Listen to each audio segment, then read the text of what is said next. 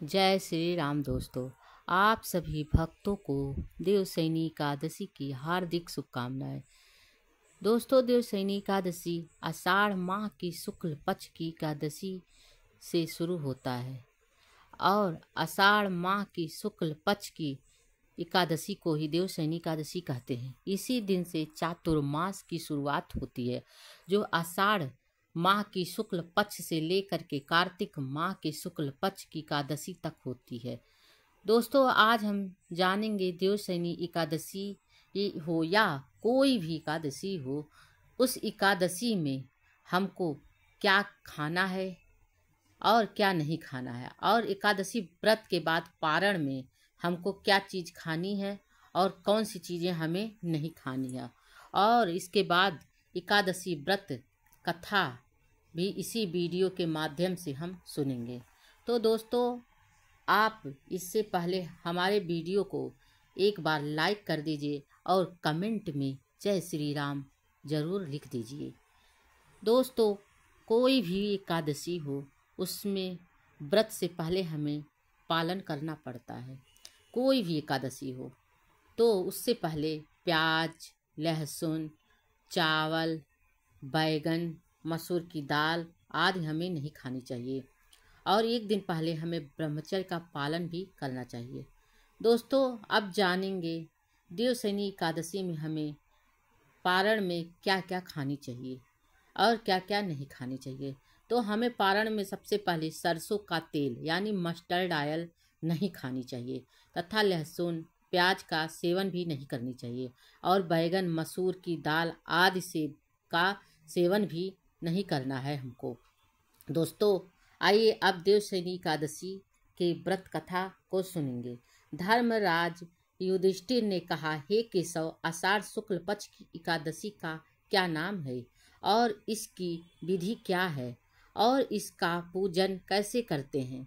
कृष्ण जी कहने लगे कि हे युधिष्ठिर, ब्रह्मा जी ने नारद से कहा था, वही मैं तुमसे कहता हूँ। एक बार देवर्षि नारद ने ब्रह्मा जी से इस एकादशी के विषय में जानने की उत्सुकता प्रकट की। तब ब्रह्मा जी ने उन्हें बताया, सतयुग में मंधता नामक एक चक्रवर्ती सम्राट राज्य करते थे। उनके राज में प्रजा बहुत सुखी थी, बहुत ही सुखी थी, क्योंकि वो राजा बहुत ही धर्मनिष्ठ राजा राज कर रहे थे। किंतु भविष्य में क्या हो जाए कोई नहीं जानता, अतः राजा भी इस बात से अनभिज्ञ थे। उनके राज्य में शीघ्र ही भयंकर अकाल पड़ने वाला है। उनके राज्य में इतना भयंकर अकाल पड़ा कि 3 वर्षों तक वर्षा ही नहीं हुई। भयंकर अकाल पड़ गया, चारों ओर त्राही त्राही मच गया। प्रजा ने राजा के पास जाकर अपनी वेदना सुनाई। प्रजा ने कहा कि महाराज, अब लोग भूखे मर रहे हैं। राजा तो इस स्थिति को लेकर पहले से ही दुखी थे। वे सोचने लगे, आखिर मैंने कौन सा ऐसा पाप कर्म किया है जिसका दंड इस रूप में मिल रहा है। राजा अपनी सेना को लेकर जंगल की ओर चल दिए, और भ्रमण करते करते उन राजा एक दिन ब्रह्मा जी के पुत्र अंगिरा ऋषि के आश्रम में पहुँचे और उन्हें साष्टांग प्रणाम किया। ऋषि ने आशीर्वाद देकर राजा की कुशल क्षेम पूछी और आने का कारण पूछा।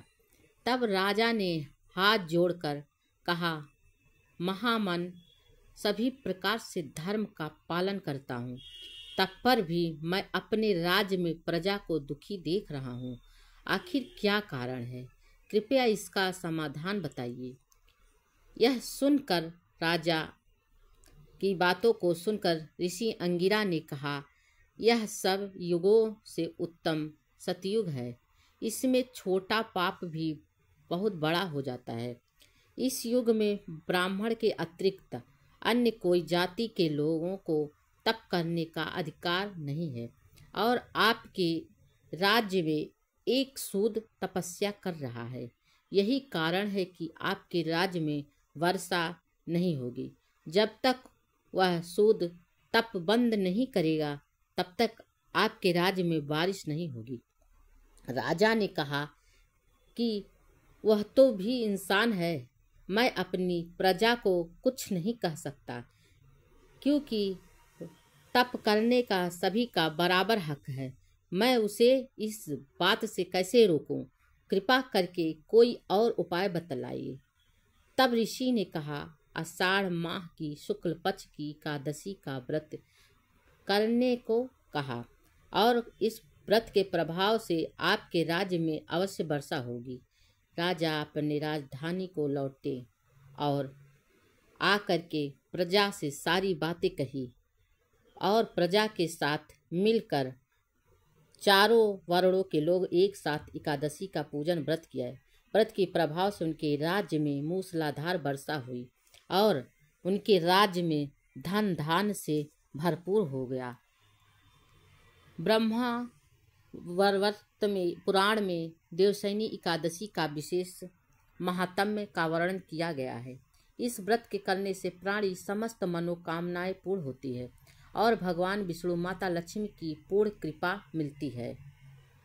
दोस्तों, मेरी यह जानकारी और कथा आप लोगों को अगर जरा भी अच्छी लगी हो तो कमेंट बॉक्स में जय श्री राम जरूर लिखें, और वीडियो अच्छा लगा हो तो लाइक करें, शेयर करें और सब्सक्राइब भी करें।